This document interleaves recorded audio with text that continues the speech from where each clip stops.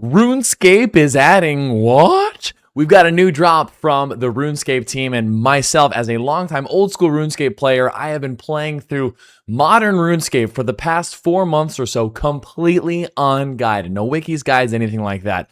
I'm a pretty new player to modern RuneScape, and I always find it interesting to watch these game developer update posts on what's coming to the game and give my live reaction as a newer player. So we're going to dive in, listen to what they've got to say. I have no idea what's going to be said in this video, so let's get into it.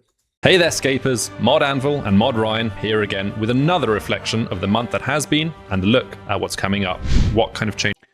Fun fact, Mod Ryan actually came into one of my Twitch streams a couple weeks back, which was the coolest thing ever. He seems like a super awesome guy. Really excited to hear what he has to say. Remember, you can catch me live over on Tuesdays and Thursdays, 12 p.m. to 3 p.m. Pacific time. Hope to see you there sometime. Can players expect to see when the avatar launches? But there are some updates to Havenhythe before the bigger update to Havenhythe later in the year. We got to see all the great changes there. I'll talk about one of them. Hello, Mod Ryan. Let's chat about May in review.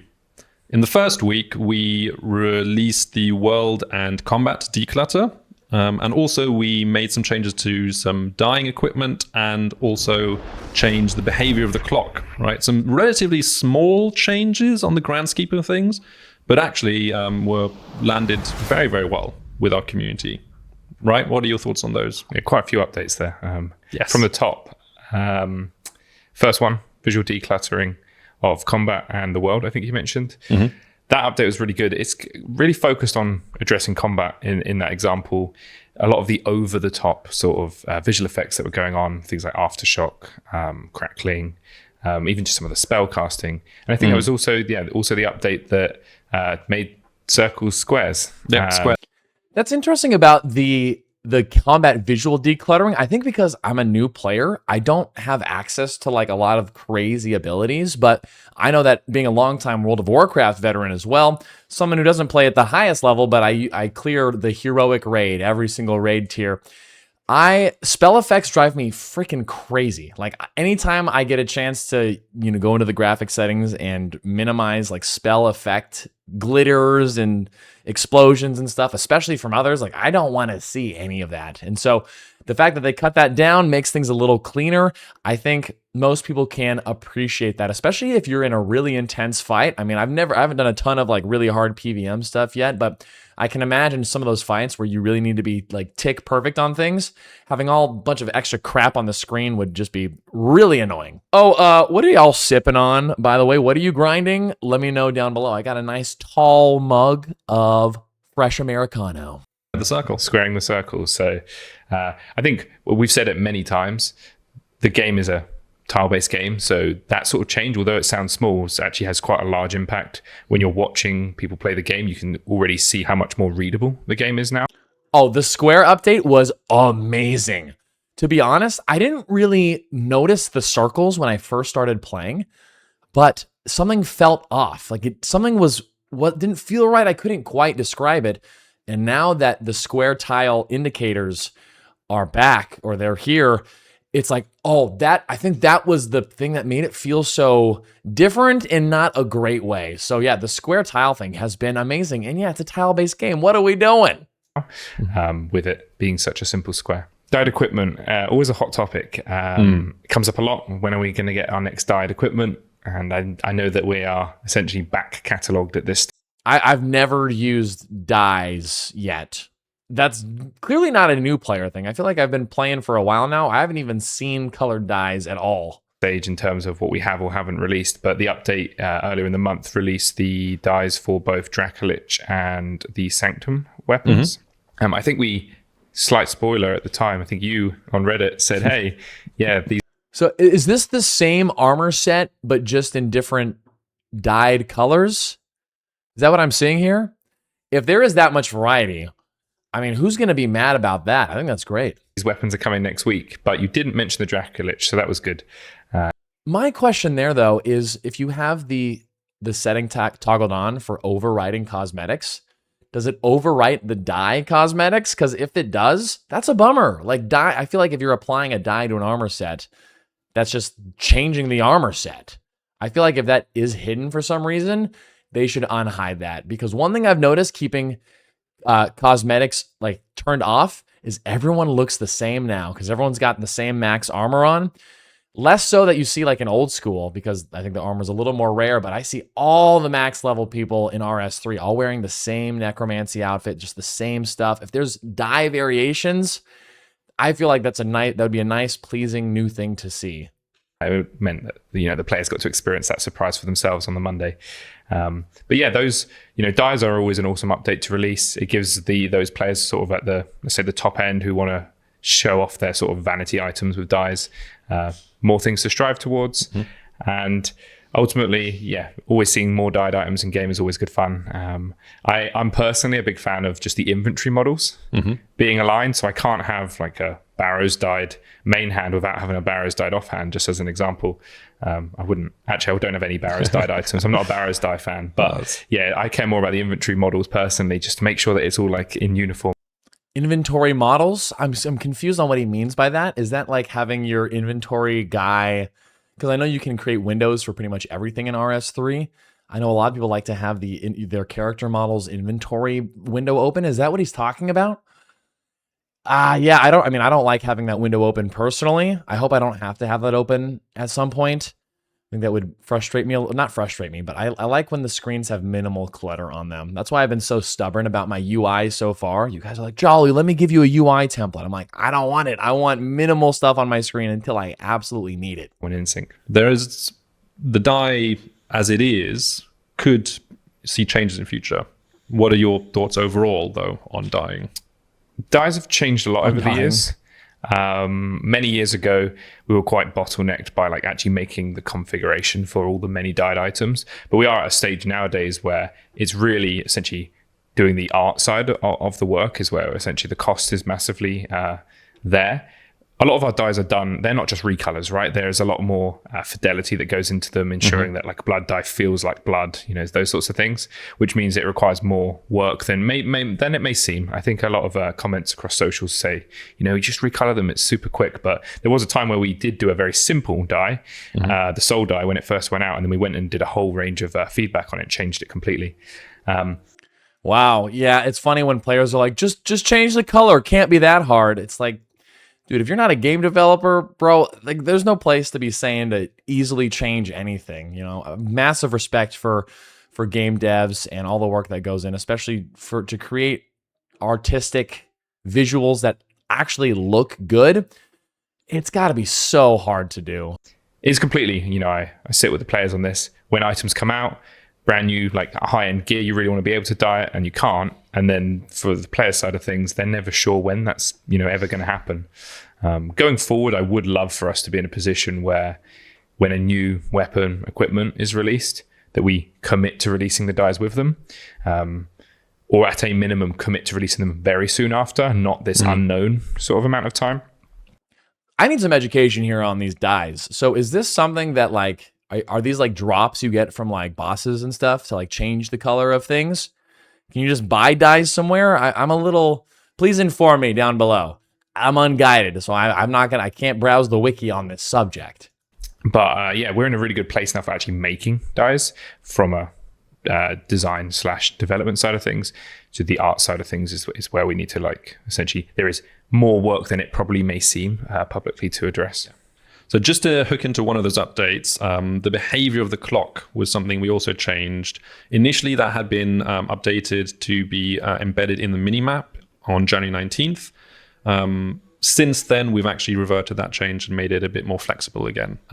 What's your thoughts on the game clock is not on the mini? You can move it? I didn't even know that happened. that? The clock was just an example, within Jan 19th's updates around wanting to simplify components of, say, the UI and make the default more legible for the majority of players. So I think in the example where we changed it, we made it docked by default permanently. A lot of our current players, as you can understand, are used to being able to customize their interface as much as they like. So the change we made here was essentially, we heard them and we said, look, makes sense. Let's offer more options so that by default, if you make a new account today, it will be docked, so you don't have to find out where it is on your screen. But we allow our current players or those that want to, dive into the settings to be able to move it freely if that's what they want to do. Dude, what more could players ask for? Like, the team's listening for feedback. They're trying to find the middle ground. Like, dude, that is just... They don't have to listen to anything the players asked for, but the fact that they went back and kind of reverted it and made it so that, oh yeah, make a new account, the clock's docked in there, and that way if you want to change it, you can change it later. Dude, that's so good. So there is a time and a place, I think, for a lot of these, let's call them toggles, because from a game design perspective, you don't want to make the game have an infinite amount of toggles. Togglescape, exactly. You can get into a territory where everything has an option. I think even to this day, we can look at a number of settings in game, and some players don't even know that they exist as things you can toggle on or off, because there's probably a lot of those that I don't know that you can toggle on or off. Are arguably already too many. But we felt in this case, from a community sentiment standpoint and equally what we wanted to achieve, we could do a bit of both. We could get what we wanted when it came to new players, having it bound to the clock.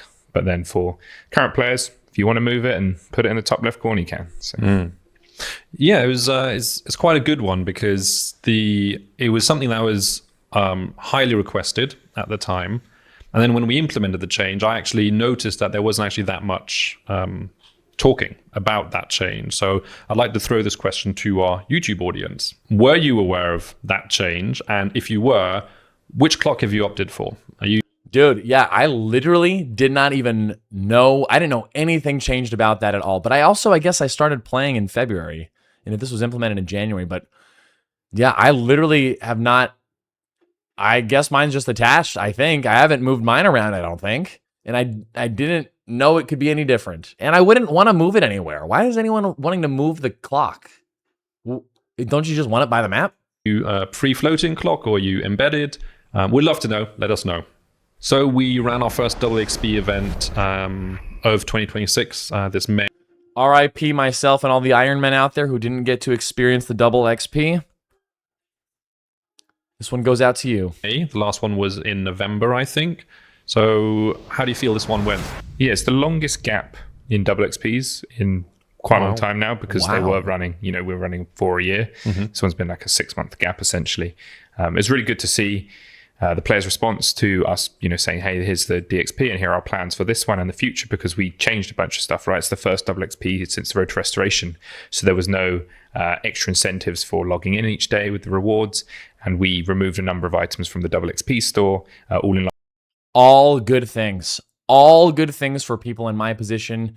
And if you have any attempt to try to grab old school guys over to RS3, these are the changes that are going to encourage more to really give it a shot. So it's been great to see. Lines of integrity. And then outlined that going forward, we are looking to remove the double XP store.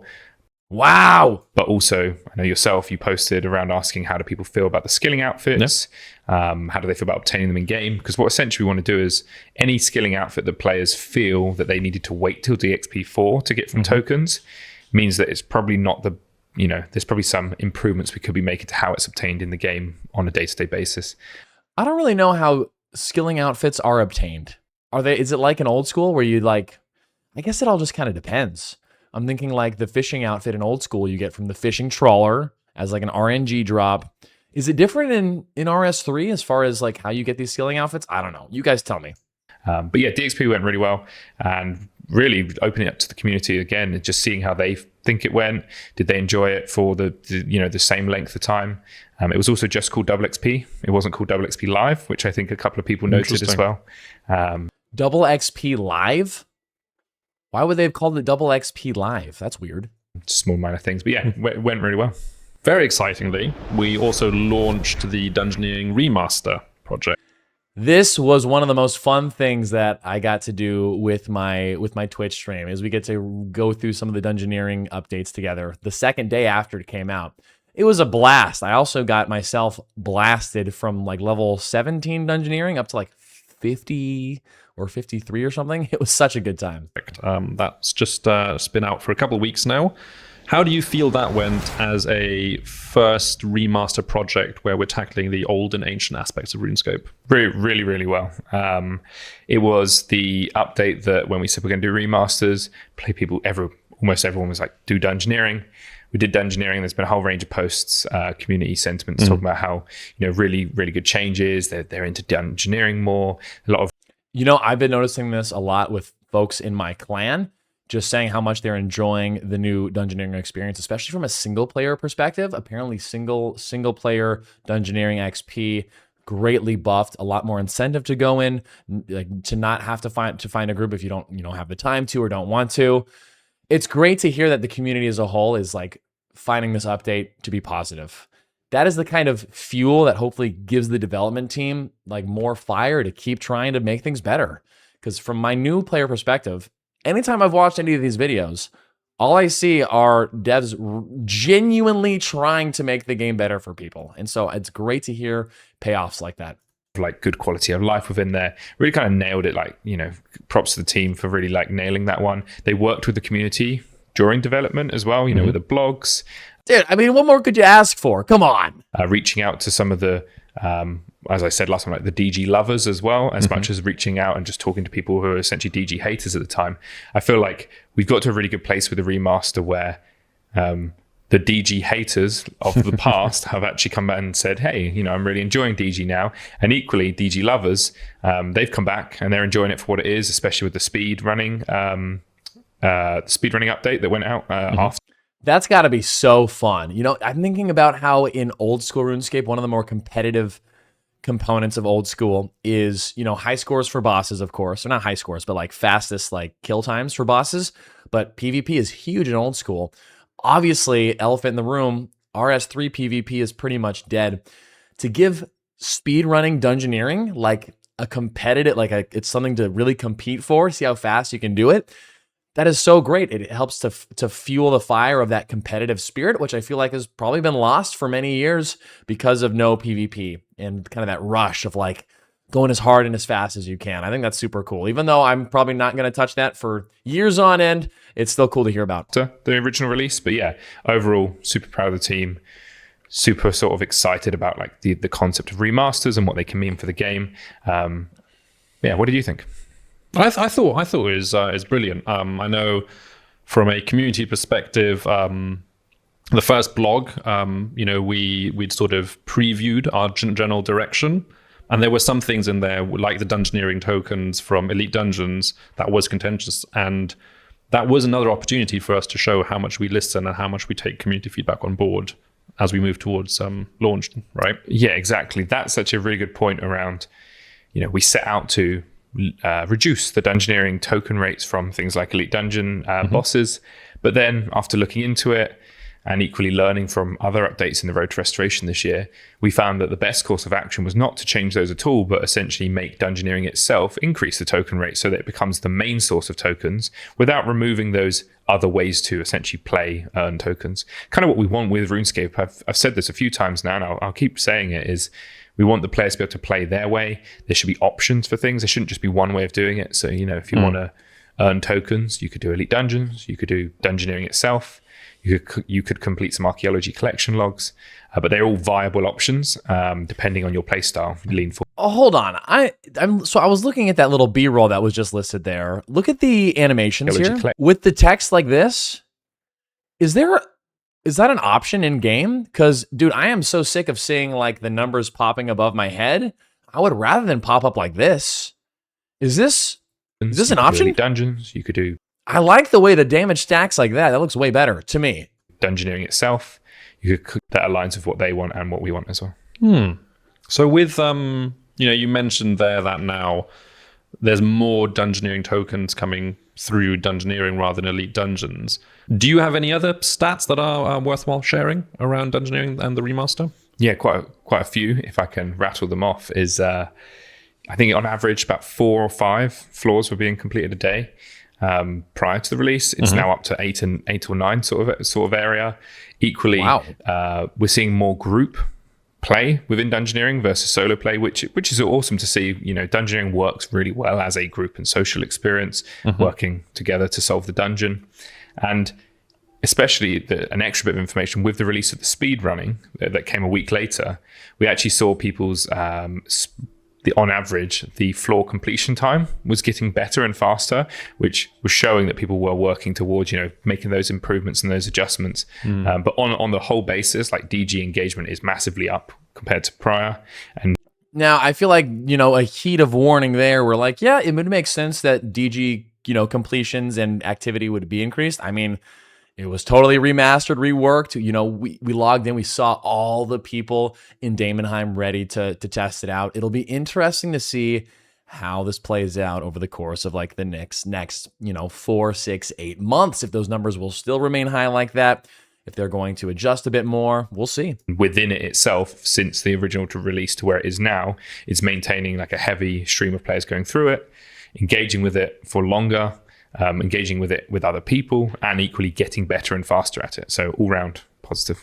And as of this week of recording, we very recently made a change that sort of shifts the slider of XP distribution slightly away from rushing a floor to more completing a floor. Why do you feel that was a change that was necessary? Yeah, the original Dungeoneering, you'd get a bonus for completing extra rooms. And with the changes that were made for Dungeoneering Remaster, essentially it kind of became irrelevant to do that. It just made more sense, to your point, of just to finish the floor without unlocking those bonus rooms. We wanted to put it back in a place where you are rewarded for revealing the whole dungeon, because there is more involvement, more skill involved in that, and equally it's essentially the way DG was designed to be. So what a great adjustment then. Clearly seeing the issue, that issue probably lasted longer than it should have. I mean, you guys who are veterans, you guys can let me know down in the comments and let me know. But I'm sure that was a problem for a really long time. So the fact that, especially Dungeoneering is designed to like have you explore around and unlock all the rooms. It's cool to hear that incentive to do that is back. We didn't change the overall XP, but we sort of shifted it, right? So we moved some of the base XP into full completion.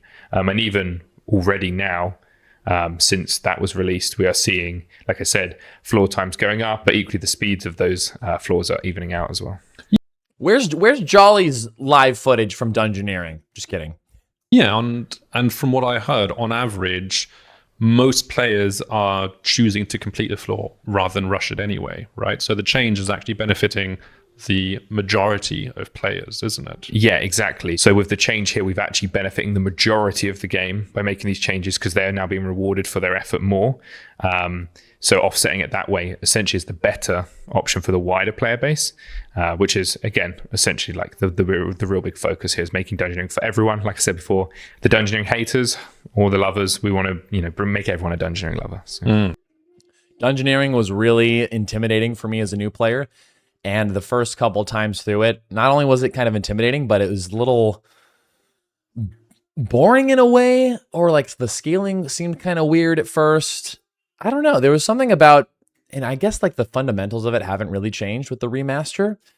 I think there was just something about having everyone directing their focus towards doing Dungeoneering again that really got me hyped for it. But grouping was definitely like the move too. I realized how fun it is to group. I think that was the big change, because before you could only group with people, like it scales to everyone. Before it was like you needed high level. If you wanted to Dungeoneer with people, you needed people around your level for it to be like somewhat worth it for folks. And if you had high level people, it wasn't worth it for them. But now it's worth it for everybody. That's probably the best change out of all of this, in my opinion. And with the changes that were made, so we've rebalanced the XP, that has the knock-on effect that some solo players may feel that it's more difficult to gain XP at the same rate right now. Now, I know we do have some thoughts about adjusting that, but why did we not just do that all in one go? Why are we taking a more iterative approach there? Yeah, iterative approach for feedback and sort of, let's say, data gathering is very useful to us, because putting the update out there, it's kind of what we did with speedrunning, right? Speedrunning didn't release in the first week because we wanted to put the changes out there, let people run tons and tons of floors. We were able to get the data on seeing how floor speeds were working so that we could correctly align with that. It's kind of the same here. What you don't want to do is change too many things at once that ultimately you kind of it can be harder to deduce what is the right change amongst those things from the data. So iterative changes have a lot more benefit here, making small changes at a time and then coming up with the right solution after. At the same time, though, what I don't want us to get into the realms of is an update goes through weeks and weeks and weeks of iterative feedback loops, because ultimately when an update goes live, we want to, deliver on feedback, but round it out within quick succession so that the update feels, complete within that bubble, sort of that up. Fair. This is reminding me a lot of like World of Warcraft, when certain classes get buffed or nerfed, and then it's this constant like rebalancing cycle that never really ends up like truly fixing things. And you're basically just kind of waiting around for your class to get the buff, and I think this approach just seems more realistic, time efficient. Makes sense to me. Date window. I have recently found out through the grapevine that you yourself hang out in the occasional Twitch chats. Where else do we might we find a mod Ryan in the wild? I mean, me personally, you would find me in pretty much everywhere you can think of, but I'm probably silent. As in, I jump through people's streams all the time in the evenings. Cool. Sometimes I interact, but I'm always paying attention to like different player types, different audiences. Equally to the point, we read various forms of social media, or in various discords and communities. Different communities want different things. A lot of like you mentioned, a lot of the feedback that an individual may feel is often surrounded by is also relates to the people they're surrounded by. A lot of high-level players are surrounded by high-level players, mid-level players surrounded by mid-level players. I've mentioned it, I think, in our last month ahead, but it's our job to capture all feedback from all places and essentially deduce what we believe is the right solution for the game. What a genuinely great dude this guy is. Like that really should be highlighted, where I don't think he's, and I could be wrong, I can't imagine that he is being forced to be on Twitch and watch people's streams or dive into the Discords to see what people are talking about. Just taking that initiative to really, really understand the player base. Damn, dude. Like, what kind of mods or developers out there are really taking the time to do that when you're on the scale of a game as big as RuneScape is? I just think that's just really, really fucking cool. But yes, I am a lurker, which you've now given away my presence. All right, let's look ahead for June. Yeah, June. June is a stacked month. But 2 Havenhythe updates and the... Dude, Secrets of Amberfell. Guess what? I already did it. It's the next quest video. If it's not out already and you're watching this video, it's going to be out soon because I did it. Holy crap, dudes. Go do this quest and take your time with it. It's a great time. Not spoiler, but like this was one of my favorite quests so far in my journey as a new player. It's that good, dude. The writing's really good. The overall story flow, a great like next chapter, which leaves sort of things open-ended and like what's next. But also the visuals. There's one moment where the visuals are probably some of the best RuneScape visuals I've ever seen in the game. Dude, it was a moment where I was like, holy crap, this looks good. Anyway, go do the quest, dude. Or watch my video. I'll guide you through. I feel like my voice acting in my video, not to toot my own horn, was my best in a while. Maybe. Player avatar is finally hitting the game. And that's just some of the things going on. And we can talk about the rest going forward. Now, we had a question come through community when we asked for some questions for this particular video. And that was, what have we learned from the release of Havenhythe? How is that going to influence the next expansion of the island? Wow, this is such a great question too, because I feel like, I hate to make the comparison, but you think of Varlamore from old school and Havenhythe with RS3, and how Varlamore just came out with just so much to do right away. Havenhythe being kind of coming out in parts. I almost wonder if that was like the wrong move. I don't know, because I think a lot of people just found with Havenhythe, there just wasn't a lot to do. Even as a newer player, there was definitely more things for me to do, but there wasn't a lot of stuff to do. I mean, there really wasn't. I think the best thing so far has been the spirit moth hunting, and then the summoning obelisks. Those have been amazing. And I think those also are really strategic, good updates to have in part 1, because that is applicable to everyone at the different levels, whether you're early game, mid game, late game. I feel like that is good. But yeah, I think for Havenhythe to really make the mark that they want to make it, there's got to be some more stuff coming. So let's hear. A lot. As everyone maybe is aware, Havenhythe Part 1 was focused a lot on the early game, which kind of often meant that some of the content in there didn't necessarily have as much of a long tail. You get in there, you do it for whatever amount of time it is, 5-10 minutes, and then you come out of it.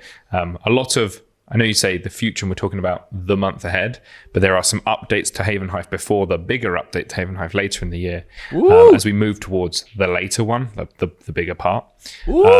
That's more focused on late game. That one's going to have a lot more long tail content, the sort of content you could be digging your teeth into for tens of hours. That's one of the big learnings we had. Is some people mentioned, especially our core audience who are more active players, more high level players by default, kind of jumped into Havenhythe, did a bunch of stuff, and then said, "Hey, I'm finished," and then left. That's one of the big learnings. Moving on from what we learned about Havenhythe, we have this week just released the Secrets of Amberfell, but in week 3 we also have the dig site. Havenhythe, as we mentioned, is not a one and done update. It's got Okay, got it. You finished this quest, and then it says you have access to the Moonrise dig site. I went to go check it out, and I couldn't get in. I was like, what the heck? I don't have access to anything. Because it says it in the quest finished that you have access to it, but you clearly don't. But okay, it's coming in a couple weeks. Got it. Sequence of updates coming after it. And these are sort of very focused updates. So the quest will be progressing the storyline on Havenhythe, and then the dig site that comes later in the month. Everyone loves a dig site. Like you say, personally, archaeology is still my favorite skill to this day, favorite project to have ever worked on. I don't want to give any spoilers really, because archaeology is all about the mystery, and the mystery is quite literally, no pun intended, but figuring stuff out. But it's really awesome that these sorts of updates are slowly over time progressing the narrative. Can I just say, I think this watercolor concept art is super cool. Like that, like the talent to do that. You can't just have someone who likes to paint do that. Like that looks sick. Of Havenhythe, you get to uncover more about the story, but equally uncover more of the the island itself as we start progressing. And there was some notes around like how we built Havenhythe Part 1 and where essentially the crossing is to Amberfell at the moment. So that'll be revealed, with the quest, so you can go forth. But yeah, I mean, these are just some awesome updates of single standalone ones before we get to Part 2 later in the year. And this final topic is one that sort of straddles a few months, in fact. Last month we had the Avatar beta. We were meant to launch Avatar as well, but we made the decision to actually put it into June instead. So what do we learn out of that beta, and what kind of changes can players expect to see? Good on them for moving it, because there were definitely some bugs and issues. And instead of just pushing out something unfinished, they just said, okay, we're going to take the time to actually do it right. Dude, what more could you ask for? As a player, what more could you ask for? Personally, as someone who hopped on the beta to give it a try, dude, I'm so stoked. Are you kidding me? I don't know exactly what I was looking for, but when you look at the new models, some people say, they could have done a little more. Sure. But compared to the old models, dude, the old models, I'm sorry, they look like trash compared to the new models, man. They look so good. It's going to be such a nice, refreshing change. I know for some people, they don't give a flying F, but for someone like myself who really tries to get immersed into the world through the quests, through the environments, through the music, through all that good stuff, I am very much looking forward to this. When the Avatar launches in the second week of June. Yeah, the beta was immensely useful. Tons of feedback via socials, but equally via the in-game rating and survey systems that we had in place. The beta is really, we've used the beta a couple of times this year with combat modernization as well. And we learn a lot because getting something in front of the players, whole range of different eyes, different audiences, different player types, etc. They gave us a whole bunch of feedback around various things like how does the face look, how hairstyles felt, what they did and didn't like. Some comments on the rendering fixes that were in that update because we put the rendering fixes on the beta because they were required for the Avatar. They also pointed out a whole range of bugs, of which we're of course addressing.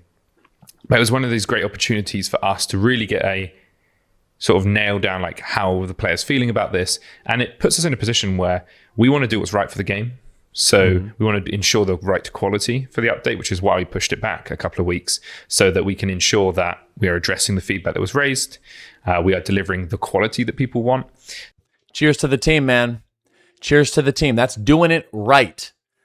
that sounds like something Blizzard Entertainment in 2026 would not do. So that's awesome. So I think even just some notes that have been mentioned since on various responses across social media. But what we learned from the beta is people didn't want to lose out on some of their hairstyles. So we've made some changes. Really? I don't I don't think there was I hate to say it, I don't think there was a single hairstyle for the male hairstyles. I don't think I like a single one of the old ones. I think I, was able to manage the one I currently have, but wow. I mean, they're all pretty bad. So that on release, we will still have some of the legacy hairstyles available to use. They won't be updated, but we haven't taken them away. So there's a lot of really trying to, the Avatar project, this is the main original single release that will be going out. But over the course of the year, we're still looking to make more changes to the Avatar, finalizing the other hairstyles and things like that. But this is a really good, doubling down on making sure that original package is the high quality that we want it to be. And then, as I'm sure you're aware, a lot of work goes into changing the face, as you can imagine. Small tweaks, big tweaks, but it makes a huge amount of difference. And we took a lot of what players were saying and sharing with us on various socials to make further changes. We've also got the community topic where we'll be previewing the latest changes with regards to the Grand Exchange Improvements project. And we actually just this morning had a stakeholder meeting on that project, didn't we? Yeah, we got to see all the great changes there. And I'll talk about one of them at least. Players have been asking us for Grand Exchange improvements. They told us exactly what they wanted to see. As an Iron Man, and who has only played Iron Man on RS3, I legit don't know how the Grand Exchange interface works or anything like that. My only experience is in old school's Grand Exchange. All I know is that it looks more like a circus tent in RS3. Not a fan of the look of the vibe of the Grand Exchange, if I'm being honest. But I have no idea how the interface works or what, but tell me. One of the awesome changes we got to see earlier today is more accurate pricing on items. So the price of an item updating more frequently and equally, showing the most recently sort of on average traded price for that item based on recent trades, which... in old school, the prices are all over the place too. It's weird to be like, oh yeah, sell price $1,300. Okay, well, let me put it up for $1,400. Okay, no one's buying. Okay, $1,500. No one's buying. Okay, $2,000. Okay, someone bought it at $1,789. It's like, well, then it's not. Why is why is it defaulting to buy price of $1,300? Like that always annoyed the hell out of me in old school. I'm guessing it was probably similar here. Sounds like they're making a change. Goes without saying how amazing that is. You turn up to the G and you want to buy an item for whatever price you think it is. Wasn't true was what it was saying. Now we have a more accurate version of that. So hell yeah, that's super awesome. I'm not going to spoil any more. We'll keep that for the blog. But yeah, shaping up to be a really good update. So you're telling me I can't sell my shrimps for $1 million gold anymore? You could try, but yes, no one's likely going to buy them because they'll now know that they're actually only 500 gold. No more getting caught out by the... Shrimps are 500 gold each? Dude, what am I doing being an Iron Man? Inaccurate pricing. And then in the final week of June, we have the Game Jam project, the Waterbirth Island remaster coming out, which is pretty cool. Really excited. But if you look at June overall, we've actually got 2 really big content weeks with the Havenhythe updates, and then also a week where we're launching the Avatar. So June is going to be really busy for us, right? What is your opinion on the cadence of content? How quickly should we be working? And this is something I'd actually be really keen to ask the audience as well. Yeah, it's quite a complicated question. It can vary, I think. Ultimately, I think every single month I'd love to have one meaningful content addition, something to engage with and play and do. So something that feels more new. So if we use some of the updates earlier in this year, we've done a lot on the Road to Restoration is changes. Which doesn't necessarily mean it means, it can mean a lot to you with the game update itself. For example, just use Dailyscape as an example. We changed some behaviors, but there was no new content for people to engage with. So cadence wise, I think I'd love roadmap, solid beat every month at minimum, one update. That being said, like I say, no strict hard and fast rule.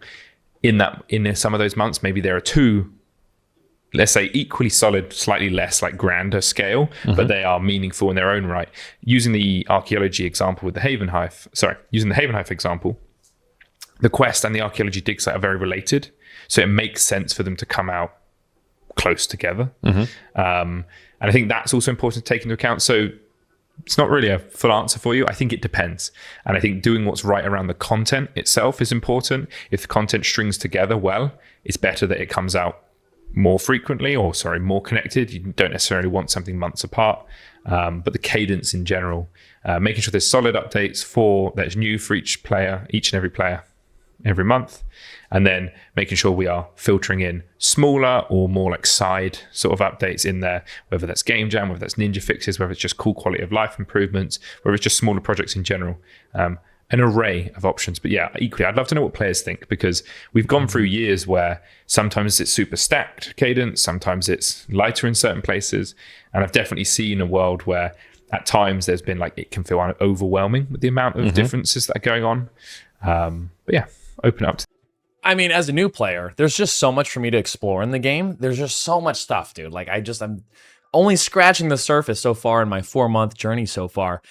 But from my new player perspective, when I watch videos like this, I see the roadmaps, I read the weekly news posts that go up.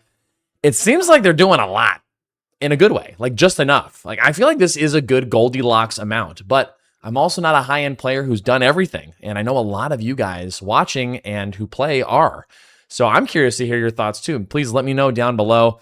I love reading what you guys have to say, you guys being able to share your longer time playing perspectives for me. The audience, see what they think. Yeah, let's do that. So to our lovely audience over there, what is your opinion on content cadence? Is it too fast? Is it too slow? What's the perfect rhythm for you? What is actually exhausting? Let us know in the comments below. Dude, I don't know. When I'm playing a game full time, or like I'm just all in on a game, I feel like I'm never overwhelmed. I'm thinking about when I was playing World of Warcraft, super hardcore. Dude, I was always itching for new content all the time. As soon as it came out, I was super into it. Never felt like, oh my God, there's too much to do. I feel like does anyone ever feel that way? I can't imagine that happens to too many people, especially, let's be real, RuneScape folks. Y'all, we're grindy. We spend more hours on a day playing this game than most people play most other games. So I'm curious. I'm actually going to read some of the comments here. Let's read and see if there's anything here that's interesting. The cadence of updates recently has been so refreshing. Even if it's small, even if it's big, it's largely appreciated, especially during the restoration phase of the game. Thank you for the work you do. Yeah, dude, that's a W statement right there. I totally agree there. I'm still surprised they reworked the UI without implementing proper scaling for it. On high-res screens, I only have the choice between a tiny UI or a blurry UI. Really? I feel like I have a pretty high-res monitor, and I feel like I haven't had a problem. LOL, new information starts at 15:30. Yeah, this was a bit of a long-winded video. They kind of were just doing some bantering. First half was honestly a bit of a all right, so when are we going to talk about stuff? This game in Mod Ryan's hands is going to be incredible, as recent major changes have shown. This dude freaking cares about the game, dude. You can just tell he cares. And as players, that's all we want. Our developers who are not just there to get their paycheck, those that are truly wanting to see the game thrive. It's so great to see. Still waiting for a quest helper? Ah, bro, you don't need no quest helper, dude. I don't think quest helper would be good. I think you should be able to unlock quest helper after you've completed a quest before. So if you add a new character, you have the option to use a quest helper for a quest. But if you haven't done it, I think you should be forced to do it. There, I said it. Go watch a YouTube video if you're that desperate. The 131 USD price tag per account is my time to hang up the gloves. Until I only need to pay once for a main and an Iron Man, I'm out. I guess, economic times are harder for individuals. I still think the value per dollar that you get from RuneScape is higher than any other game you could possibly spend your money on, considering big game titles these days are 70, 80 bucks as standalone single player, 10 to 20 hour single player experiences. Dude, you get so much value with RuneScape. The bitterness behind the price hikes of things, I just think is a little overblown personally. Well, there we have it. I'd be curious to know what you guys think about all this. Make sure you let me know down below. And if you made it to the very end, Seriously, thank you so much for listening and for being here as part of my community here. It means a lot, guys. I will see you in the next video as we continue our adventures together.